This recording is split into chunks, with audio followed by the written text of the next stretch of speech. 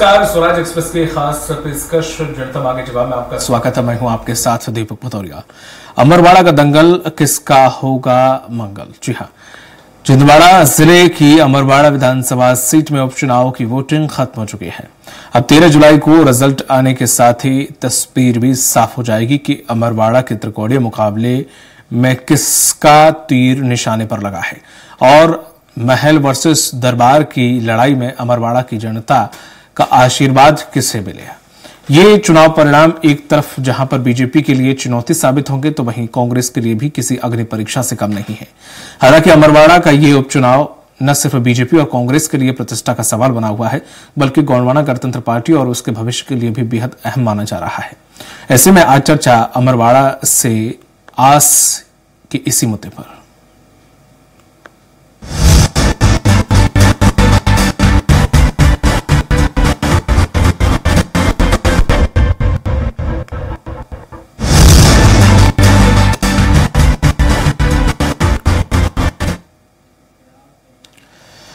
BJP और कांग्रेस दोनों के लिए भविष्य की राजनीति के लिहाज से बेहद अहम माने जा रहे अमरवाड़ा उपचुनाव में इस बार बंपर वोटिंग हुई और मतदाताओं ने जमकर उत्साह दिखाया। शाम 5 बजे तक अमरवाड़ा में 72% मतदान हुआ। अमरवाड़ा में कुल 9 प्रत्याशी चुनावी मैदान में हैं, जहां बीजेपी, कांग्रेस और गोंडवाना गणतंत्र पार्टी के बीच कांटे की टक्कर है। देखिए रिपोर्ट। अमरवाड़ा से आस, किसके सिर सजेगा ताज? जी हां, छिंदवाड़ा जिले की अमरवाड़ा विधानसभा सीट पर हो रहे उपचुनाव के लिए मतदान खत्म होने के साथ ही प्रत्याशियों की किस्मत ईवीएम में कैद हो गई है। एक तरफ कांग्रेस का दावा है कि उसने आदिवासी बाहुल्य अमरवाड़ा सीट में धीरन शाह को चुनावी मैदान में उतारकर मास्टर स्ट्रोक खेला है, जिससे बीजेपी के पसीने छूट गए हैं, क्योंकि आंचल कुंड दरबार अंचल के आदिवासियों की आस्था का केंद्र है और आस्था की ही जीत होगी। तो दूसरी तरफ बीजेपी का कहना है कि कमलनाथ छिंदवाड़ा में पहले ही अपने बेटे की चुनावी नैया डुबा चुके हैं।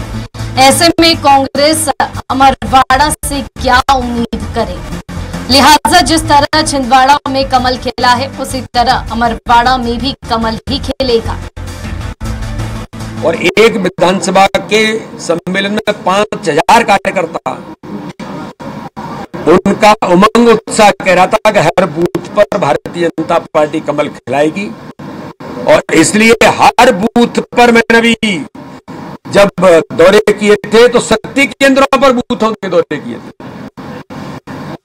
तो ये भारतीय जनता पार्टी का माइक्रो प्लानिंग हमेशा से हम करते आए, इस चुनाव में हमने और गहराई के साथ किया है और भारतीय जनता पार्टी को आशीर्वाद अमरवाड़ा की जनता का मिलेगा। अंदर सभी मतदाता भाइयों और बहनों से प्रार्थना करता हूं कि माननीय कमलनाथ जी के निर्देशन में छिंदवाड़ा में और उनके नेतृत्व में जिस तरह छिंदवाड़ा का विकास हुआ है, उससे वो हाथ धो देंगे अगर उन्होंने वहां से भाजपा को जिता दिया।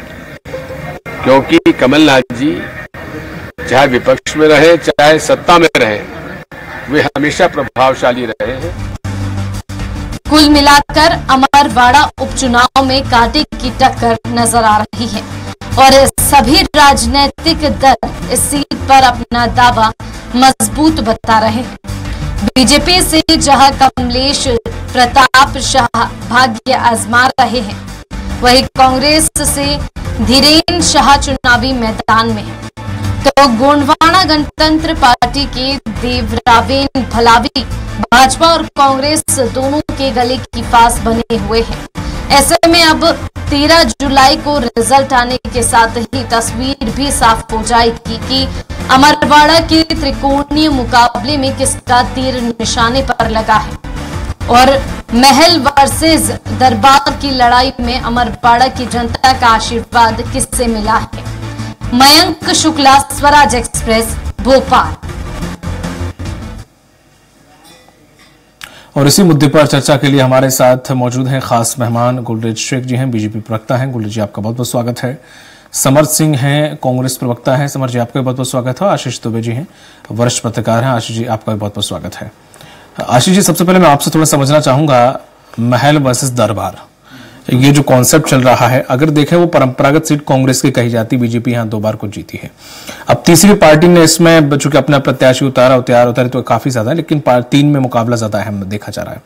तो अगर सेंध लगेगी, जो परंपरागत वोट है, बीजेपी का अपना एक कार्यकर्ता है, वो एक सिलेक्टेड कार्यकर्ता है, वो इधर उधर बहुत कम जानने को दिखता है। लेकिन जो कांग्रेस चूंकि वहां पे पहले से है, अपना दमखम का कर दिखाती रही है, तो उसका एक खास क्राइटेरिया है, और ऐसे में गोंडवाना का भी वहां अस्तित्व है। तो ऐसे में अब गोंडवाना गणतंत्र पार्टी अगर मैदान में है तो क्षति किसे पहुंचाने की ज्यादा संभावना दिख रही है? देखिए, वहां पे दोनों जो प्रत्याशी हैं वो एक ही वर्ग से हैं, वो सीट भी रिजर्व है वहां पे। बिल्कुल। तो इसलिए गोंडवाना गणतंत्र पार्टी का भी जो वहां पर प्रभाव होगा वो उसी क्षेत्र, उसी वर्ग में होगा। तो इसलिए जो है, मुझे ऐसा लगता है कि ये जो वोटिंग प्रतिशत है, या जो वहां का ट्रेंड दिख रहा है, या जो वहां की कहाँ का मिजाज है उस सीट का, उस पर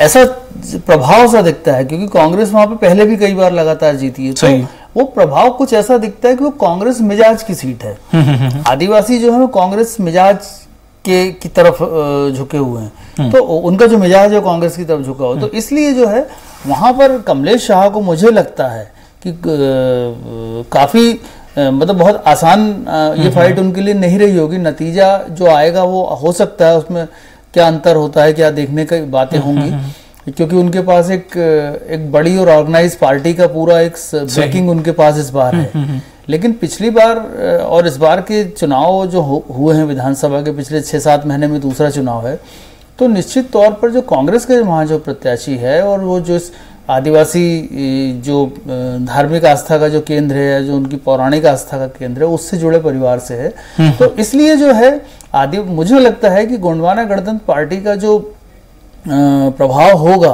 वो बहुत सीमित ही होगा, क्योंकि वो उसी परंपरा और उसी तरह की जो चीजें वहां पर गोंडवाना गणतंत्र पार्टी भी जिस तरह की चुनाव लड़ने की शैली अपनाती है, उस तरह के रिवाजों से जुड़कर, वही चीज जो है कांग्रेस के प्रत्याशी के साथ भी है। तो महल और ये जो जनता वाली लड़ाई का जो एंगल है, उसमें बहुत कठिन एक बात हो गई है इस पूरी चीज में। लेकिन जैसा मैंने पहले भी कहा कि कमलेश शाह के लिए स्थितियां बहुत अनुकूल इसलिए नहीं होंगी क्योंकि कांग्रेस इस चुनाव को जीतकर बहुत सारी चीजें साबित करना चाहती है। तो कांग्रेस ने इसमें ताकत बहुत सारी लगाई है। कमलनाथ ने भी वहां 3 दिन कैंप किया है, लेकिन इस बात को नजरअंदाज करना बहुत मतलब गलत होगा कि बीजेपी और जो ये है, जो उनका जो संगठन है, वो इस सीट को ऐसे ही जाने देगा, क्योंकि इस सीट से बहुत सारे मैसेज निकलने वाले हैं। ये 6 महीने की मोहन यादव सरकार और लोकसभा चुनाव में अभी जो जिस तरह के परिणाम आए हैं, वो इसका एक खास संदेश वहां से निकलता है। तो इसलिए कांग्रेस बीजेपी को बुधनी में शायद कोई दिक्कत नहीं होगी कभी, लेकिन अमरवाड़ा वाली जो सीट है वो टफ सीट है। ये फाइट वैसी ही है जैसी लोकसभा में विवेक साहू और नकुल नाथ की थी। अंतर की बात नहीं है, सवाल यह है कि जो पूरा संघर्ष हुआ है इतने दिनों का, उसका जो धार है वो बहुत पैनी नजर आती है। जी, जिस तरह से देखा जाए गुलरेज जी, आपके सामने कई अवरोधक चीजें हैं, जैसे चाहे सेम ही समुदाय से, जाति विशेष से आप दूसरा कैंडिडेट भी है, ऊपर से चूंकि वो कांग्रेस बहुल क्षेत्र या कांग्रेस मेंटेलिटी की, जिस तरह से वो कह रहे हैं हमारे वरिष्ठ पत्रकार भी, कि जनता भी उसी मेंटेलिटी की है और परंपरागत सीट भी रही है। अब ऐसे में ये दूसरा कारण ये हो गया, प्लस दरबार से, वहां पर लोग दरबार को, मैंने भी आज कई जगह सुना, बड़ा लोग ये दरबार का जिक्र कर रहे थे बार बार कि हम तो दरबार को ही वोट देंगे। एक दूसरी चीज ये आ गई, तो ऐसे में ऐसा नहीं लगता कि थोड़ा सा ये जितना आसान दिख रहा था, लास्ट में फिर गोंडवाना गणतंत्र पार्टी ने कसर पूरी कर दी, तो अब ये बहुत ज्यादा ही रोमांचक कह लें या फिर डिफिकल्ट कह लें, ये बीजेपी के लिए हो गया? मालवा का हूँ, इसलिए मैं डिस्टेंट ऑब्जर्वर भी हूँ लेकिन क्लोज ऑब्जर्वर भी हूँ। और क्लोज ऑब्जर्वर वहां के लिए इसलिए हूँ मैं क्योंकि एक हमारी पार्टी का नेटवर्क है, सारे मंडल अध्यक्ष जो हैं वहां के वो मेरे परिचित हैं, दूसरे पदाधिकारी परिचित हैं, और मैंने अभी आधे घंटे पहले तक जितनी वहां की टोहली है फोन लगाकर मंडल अध्यक्षों से, उससे मेरा कैलकुलेशन मोटा मोटा जो जाता है, मैं रात तक के आपको एग्जैक्ट भी दे सकता हूं, लगभग एग्जैक्ट कि 50 से 55 हजार तक हम जीत सकते हैं सारे मंडल मिलाकर 232 वहां पर पोलिंग बूथ्स हैं और पोलिंग स्टेशन हैं, और सारे स्टेशन में से आप 80% स्टेशन जो हैं पोलिंग स्टेशन हमारे हक में जा रहे हैं।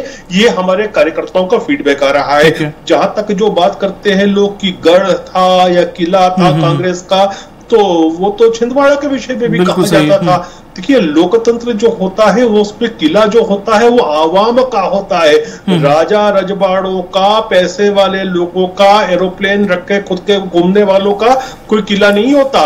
ये लोकतंत्र है भारत का और जीवित लोकतंत्र है। और आप ये भी देखिए कि वहां की आवाम किसी चीज के लिए यदि अभी चाहती है तो वो है विकास वहां का। कमलनाथ ने एक झूठा गुब्बारा तो काफी फैलाया था विकास के नाम पर, लेकिन विकास दिया नहीं था। और अभी बंटी साहू जी के चुनाव में भी हमने देखा किस प्रकार से आवाम ने नकुल नाथ को रिजेक्ट किया। तो अब एक चेंज चाह रही है आवाम वहां पर कि इतने साल इनको देखा लेकिन इन्होंने तो काम नहीं किया, लेकिन जिन लोगों को हमने पहली बार अवसर दिया वो नेता नहीं बेटा बन गए। तो अब ये बेटे जो है वो जीत रहे हैं।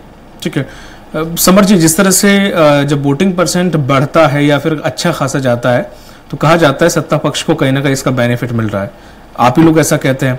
अब जिस तरह से 78% कुछ समथिंग आ रहा है तो ये एक अच्छा खासा, यानी कि लोगों ने बहुत बड़ी तादाद में वोटिंग की है।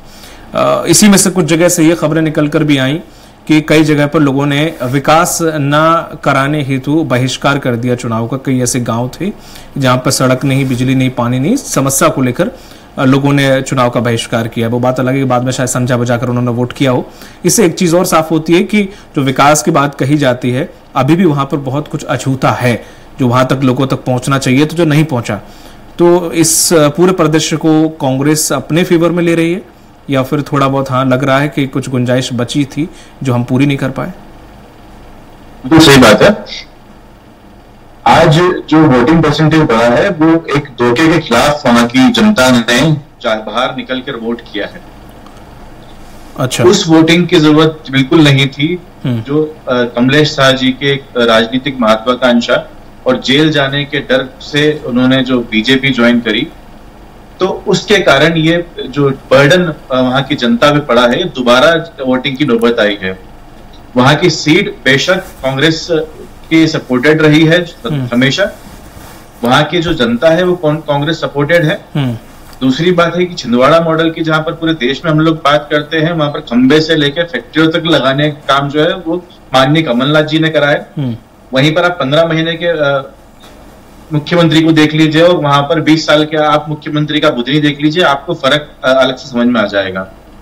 जहां तक बात है कि कुछ गांवों के अंदर वहां पर विकास नहीं हुआ है, तो विकास जब छिंदवाड़ा के ओवरऑल विकास हो रहा था तो वहां पर विकास क्यों नहीं हो पाया, तो उसके लिए जो है जिम्मेदार कमलेश शाह जी हैं, कांग्रेस पार्टी नहीं है। तो उसका जो नुकसान होगा वो कमलेश शाह जी को होगा, कांग्रेस पार्टी को नहीं होगा। तो अगर देखा जाए तो ये जो चुनाव है ये जनता धोखे का जवाब देने के लिए आज बाहर निकली है और कमलेश शाह जी को हराकर, धीरेन्द्र शाह जी को जिताकर वहां की जनता 13 तारीख को अपना मैंडेट बता देगी कि वो चाहती क्या थी। और जहां तक बात हो रही है विकास की, तो विकास आप पूरे मध्य प्रदेश के अंदर 2 अगर स्थानों का हम लोग तुलना कर ले, बुधनी की और छिंदवाड़ा की, तो अगर आप वहां पर परोक्ष जाके देखेंगे कि क्या वहां पर कैसा वैसा विकास है, तो वहां पर आपको सामने अलग दिख जाएगा कि किस प्रकार का विकास उस क्षेत्र में छिंदवाड़ा में किया गया है। ठीक है, तो बात विकास की नहीं, बात यहाँ पर सिर्फ जो है वो अविश्वास की है, एक पार्टी को धोखा देने की है। एक व्यक्ति जिसको कांग्रेस पार्टी ने सदियों पीढ़ियों तक पोषित करा, अपने उसको टिकट दी, उसको जिताया, उसके बाद में अगर वो इस प्रकार का जेल जाने के डर से अगर बीजेपी ज्वाइन करके भीतरघात करता है तो उसका जवाब वहां की जनता, कांग्रेस के कार्यकर्ता सभी लोग देने वाले हैं। ठीक है, अभी जिस तरह से आशीष जी हमने देखा कि बीजेपी ने जो आदिवासियों के लिए जिस तरह से उन्हें मोह में लेने के लिए या फिर यूं कहें उनके उत्थान के लिए जो काम किए, चाहे वो विश्वविद्यालय का नाम सागर विश्वविद्यालय का नाम रखना हो या फिर मूर्ति बनाना हो रविदास जी की, तो ऐसे करके कई सारे काम उन्होंने हाल ही फिलहाल में किए हैं। काफी दिवस भी मनाने लग गए हैं। तो तमाम सारी जो चीजें की हैं इनका असर वहां पर देखने को मिलेगा या फिर जो जिस मकसद से बीजेपी ने ये सब कुछ किया है वहां पर गौण है, वहां पर अलग ही मुद्दे हैं या फिर अलग ही विषय है वहां पर लोगों के बीच में? देखिए, ये जो चुनाव है ये विषय मुझे तो लगता है ये विषय सिर्फ वही है कि जो 6 महीने बाद चुनाव, 6 महीने के भीतर चुनाव की जो परिस्थितियां बनी है, मुझे लगता है ये है। क्योंकि देखिए ये मुद्दे अगर काम बहुत ज्यादा कर रहे होते तो 6 महीने पहले कमलेश शाह नहीं जीतते, वो कांग्रेस के हैं और बीजेपी की सरकार ने बहुत सारे काम किए, स्कूल कॉलेज के नाम बदले, स्टेशन के नाम बदले, लेकिन कमलेश शाह वहां पे जीते। तो ये मुद्दा उस वक्त काम नहीं किया। तो मुझे नहीं लगता कि 6 महीने बाद जिन परिस्थितियों में चुनाव हो रहा है उसमें वो मुद्दा बहुत अपील करेगा। तो इसलिए ये जो चुनाव है इसमें ये दूसरी पिच पर चुनाव मुझे लगता है हो रहा है। तो इसलिए आज जो पोलिंग हुआ है उसमें भी एक बात आती है कि जहां तक मुझे याद पड़ रहा है, मैं अभी शायद कंफर्म नहीं हूं, लेकिन पिछली बार जब कमलेश शाह कांग्रेस से टिकट पे लड़े थे तो वहां पे करीब 88 या 86% वोट पड़े थे। इस बार 78% की वोट के करीब बात आ रही है। तो अगर ये 8-10% या 9% जितने परसेंट का ये जो वोटर नहीं पहुंचा है वो किस कारण नहीं पहुंचा है? क्या वो उन परिस्थितियों की वजह से नाराज होकर नहीं पहुंचा या उदासीन होकर नहीं गया? ये भी एक बात आएगी। तो ये इस तरह की परिस्थितियां जो है वो बताती हैं कि अमरवाड़ा का जो मिजाज है वो इन योजनाओं के उस पर इस चुनाव के लिए नहीं है। ये चुनाव जो है, और वाकई परिस्थितियां भी वही हैं, दोनों तरफ से यही समझाने की कोशिश की कि हमने क्यों छोड़ा और उन्होंने ये क्यों छोड़ गए, दोनों बातें थी। तो अमरवाड़ा में जो रिजल्ट है फिलहाल मुझे नहीं लगता कि आदिवासी उत्थान के लिए गए कामों पे हो रहा होगा, लेकिन आगे जो वादे किए गए हैं सत्ता पक्ष की तरफ से या विपक्ष की तरफ से, विपक्ष के बाद तो वादे करने की स्थिति है नहीं, तो सत्ता पक्ष की तरफ से जो वादे किए गए उनसे कोई कन्विंस हो गए हो तो बात हो सकती है, लेकिन पीछे जो हो चुका है उसका मुझे नहीं लगता कि इस चुनाव पे कोई छाया आएगी। ठीक है गुलरेज जी, जिस तरह से कहा जा रहा है कि बार बार कि चुनाव थोपा गया है जनता के ऊपर, परेशानी हुई नहीं हुई वो अलग बात है, जनता को वो अलग चीज है, लेकिन ऐसा नहीं लगता कि अगर जनता में रोष उनके खिलाफ था, अगर विकास नहीं हुआ तो कहीं ना कहीं रोष उनके ही खिलाफ था जनता का या फिर है, तो उसका नुकसान कहीं ना कहीं उठाना पड़ा। हालांकि मंथन तो आपने किया होगा, ऐसे प्रत्याशी मैदान में नहीं उतारा। चुनाव क्यों हुआ उसका कारण तो स्पष्ट है और वहां की आवाम जानती है। नहीं, ये समझाने में हम कामयाब हो पाए क्या? मैं कंप्लीट कर लूं, मैं जवाब दूंगा। जिस तरह से कमलनाथ जी के बच्चों ने उस क्षेत्र के जो हमारी आदिवासी जनजातियां हैं उनका अपमान किया, उनके विषय में उल्टे सीधे शब्दों का उपयोग किया, इसीलिए कमलेश भाई ने उस पार्टी को लात मारी और हमारा हाथ पकड़ा है। और वो जो किया है वो आदिवासियों के अपमान का बदला लेने के लिए किया है। और मुझे लगता है कि हमारी जनजातियों का अपमान बहुत बड़ी चीज होती है, बहुत बुरी चीज होती है, तो उसके लिए एक चुनाव करना कोई बहुत बड़ी बात नहीं है और ये वोट उसी के लिए हो रहा है। ठीक है, नहीं अपमान का अगर देखें तो इससे पहले हमने अपमान के कई मुद्दे रखे, मैं हालांकि अभी यहाँ पर रखना नहीं चाह रहा, तो वो भी फिर कहीं ना कहीं परिलक्षित होते हैं इस चुनाव में कि नहीं, क्योंकि उनको कांग्रेस ने बहुत अच्छे से बुनाया। अब मैं अतीत की बात करूं तो आपको भी बड़ा अच्छे से पता है, बहुत सारे ऐसे वाक्यात हुए थे।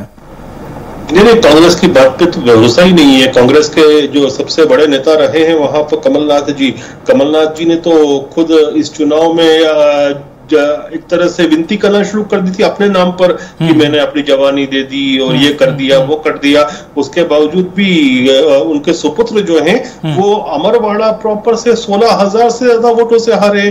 तो क्या सहानुभूति है कांग्रेस के प्रति, आप भी देख पा रहे हैं, हम भी देख पा रहे हैं। दूसरी बात, कांग्रेस का संगठन भी शीर्ण है। क्यों? क्योंकि इस बार पहली बार मैंने ये देखा, और वरिष्ठ पत्रकार महोदय बैठे हैं हमारे बीच में, जीतू पटवारी जी लंबे समय वहां स्टे करके प्रचार करते हैं। आप ये मुझे बताइए कि इससे पहले कब हुआ जब कमलनाथ कांग्रेस ने प्रचार ढंग से नहीं किया हो और एमपीसीसी आ गई हो? तो पहली बार वो तो फर्स्ट टाइम चुनाव लड़ रही है एमपीसीसी। अभी तक तो कमलनाथ कांग्रेस लड़ती थी वहां पर।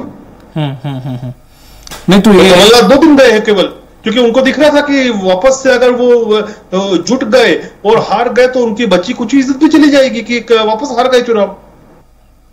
ठीक है समर जी, इसमें कितनी सत्यता है कि कमलनाथ जी वहां पर पहुंचे ही नहीं? क्या इसके पीछे जो हमने विधानसभा चुनाव में गलती की वही हम इस उपचुनाव में भी गलती कर रहे हैं या की है? जी, 7 दिन पहले चुनाव में कमलनाथ जी की एंट्री हो चुकी थी और प्रत्याशी के चयन से लेकर चुनावी सारी स्ट्रेटेजीज में वो इन्वॉल्व थे। किसी चैनल को ना बताया हो वो बात अलग है, लेकिन जहां तक प्रवक्ता बीजेपी ने कहा कि हमने अपमान करते हैं और तो सबसे महत्वपूर्ण चीज है कि आदिवासी बहुल क्षेत्र के अंदर आदिवासियों के सिर्फ एक मुद्दा है, जल जंगल जमीन, जिसका दोहन बीजेपी ने प्रदेश के साथ में पूरे देश में करा है। और जहां तक आप बात कर रहे हैं, परसों मैं मुख्यमंत्री जी की सुबह सभा सुन रहा था, तो उन्होंने कई बार इस बात पर जोर दिया कि हम आदिवासी सम्मान की बात करी। उन्होंने कम से 8 से 10 बार उन्होंने आदिवासी सम्मान शब्द का उपयोग किया। इस बात से पता चलता है कि वो आदिवासी के ऊपर जो पेशाब की गई है, उस घटना को आदिवासी भूल जाए, उसका प्रयास इन लोगों के द्वारा किया जा रहा है। और जहां तक बात है कि आदिवासी क्षेत्र के अंदर हमने क्या कार्य करे हैं, तो वो जग जाहिर है। अगर आपको यकीन ना हो तो छिंदवाड़ा जाके एक बार देख लीजिए। ये मैं आपको बार बार इसलिए कह रहा हूं कि मैं वहां पर खुद गया हूं, और वहां की अगर स्थिति देखूं मैं, तो भोपाल से लगे कुछ क्षेत्रों से कहीं ज्यादा डेवलप्ड जो जगह है। तो ये बात तो सब झूठी है। कमलनाथ जी पूरे समय चुनाव के अंदर बने रहे, जीतू पटवारी जी ने पूरा उस पर ध्यान दिया है। इसके अतिरिक्त विकास वहां पर हुआ है, और जो विकास वहां पर हुआ है वो शायद मध्य प्रदेश के किसी बड़े बड़े शहरों में नहीं हुआ, क्योंकि वहां पर फैक्ट्रीज भी लगी होगी। ठीक है, वहां का पलायन जो रेट है वो वहां के आदिवासियों का कम है। तो बहुत सारी चीजें इसके अंदर ऐसी है। और यहाँ पर अगर बात करें आदिवासी सम्मान की, तो हमने अगर आदिवासी, मुख्यमंत्री जी ने उस दिन कहा कि आदिवासी के घर पे जाके कभी कमलनाथ जी ने खाना नहीं खाया, तो मैं बताना चाहूंगा कि कांग्रेस ने कभी या कमलनाथ जी ने कभी किसी आदिवासी पेशाब भी नहीं करी है। आदिवासी अपने हक को जानता है, उसने लड़ना सीखा है, और आज जब जो वोटिंग परसेंटेज बढ़ा है, तो उसके अंदर ये बात सामने आ रही है कि आदिवासी व्यक्ति अपने हक के लिए चुनाव में उसने पार्टिसिपेट किया है, और इसका जो रिजल्ट है 13 तारीख को हम लोग यहाँ पर बैठकर देखेंगे। ठीक है आशीष जी, जमीनी स्तर पर आपने बहुत सारे उपचुनाव देखे हैं और छिंदवाड़ा का विकास भी देखा होगा, और छिंदवाड़ा के कई कोने में घूमे भी होंगे आप। अगर लबुल आप अगर देखें, इस पूरे दोनों ही पार्टियों ने पूरी मेहनत की। जो नेता कभी पहुंचते नहीं थे वो भी पहुंचे, उन्होंने भी मेहनत की, चाहे कांग्रेस को चाहे बीजेपी को, सबने मिलाकर मेहनत की है, और कैंडिडेट भी लगभग बराबर टक्कर के उतारे हैं। क्या नतीजा हो सकता है, और यहाँ पर तीसरी पार्टी क्या भूमिका में रहेगी? देखिए, अभी तो ये जो पूरा चुनावी संघर्ष है, ये कांग्रेस भाजपा के बीच में है, नतीजा भी इन्हीं दोनों के बीच में से आना है।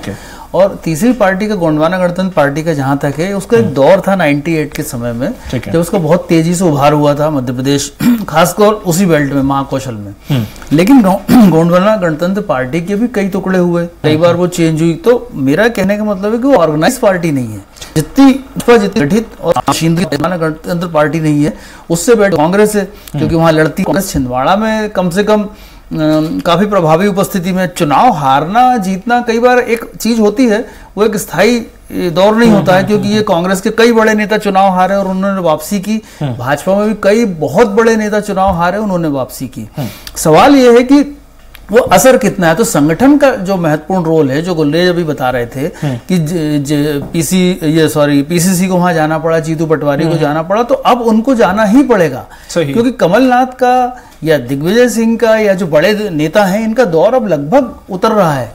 तो वहां पर खड़ा होना पड़ेगा। नकुल नाथ को भी हमेशा, अभी तो चुनाव वो हारे हैं, उनको वहां खड़ा होना पड़ेगा, और उनके साथ साथ पीसीसी को या पीसीसी के साथ नकुल नाथ को। वो वहां पर जो चेंज की शुरुआत जो हुई है, कि पूरे मध्य प्रदेश में जो शुरुआत हो रही है, ये उसका प्रतीक है कि पीसीसी को वहां जाना पड़ेगा चुनाव। और ये जो है, इसीलिए मैंने कहा कि प्रतिष्ठा की लड़ाई है। ये कमलनाथ अकेले की नहीं, जीतू पटवारी की भी, क्योंकि जीतू पटवारी ने वहां बहुत दौरे किए, वहां सभाएं की, तो अब उनके साथ भी जुड़ेगा। तो ये नतीजा कमलनाथ के लिए निश्चित रूप से माना जाएगा कि कमलनाथ के साथ ऐसा है, और ये प्रभाव उनका था या ना था। लेकिन साथ साथ इसमें जीतू पटवारी की सीआर का भी एक हिस्सा उसमें जुड़ेगा। तो ये परिवर्तन का दौर है। तो इसलिए ये कहा नहीं जा सकता कि तीसरी पार्टी का क्या आगे रोल होगा। लेकिन अगर वो ऑर्गेनाइज पार्टी होती तो मुश्किल हो सकता है कि मामला सीधा सीधा त्रिकोणीय होता। ठीक है, चूंकि समय समाप्ति की ओर है, इसलिए बहुत बहुत शुक्रिया गुल्लेज जी आपका, समर जी आपका, और आशीष सर आपका इस परिचर्चा में जुड़ने के लिए। तो आज हमने चर्चा की है अमरवाड़ा उपचुनाव के त्रिकोणीय मुकाबले की। लोकसभा चुनाव में ऐतिहासिक जीत के बाद बीजेपी इस विधानसभा चुनाव को भी किसी भी कीमत पर जीतना चाहती है, तो वहीं लोकसभा में करारी हार के बाद ये चुनाव कांग्रेस और कमलनाथ के लिए नाक का सवाल बन गया है। यही वजह है कि अगर कांग्रेस अमरवाड़ा का किला फतेह करती है तो ये पार्टी और कार्यकर्ताओं के लिए किसी संजीवनी से कम नहीं होगा। वहीं प्रदेश में सरकार होने के बाद भी अगर भाजपा ये सीट अपने कब्जे में नहीं ले पाई तो एक बड़ा सवाल खड़ा होगा। बहरहाल आज के लिए इतना ही, मुझे दीजिए इजाजत, नमस्कार।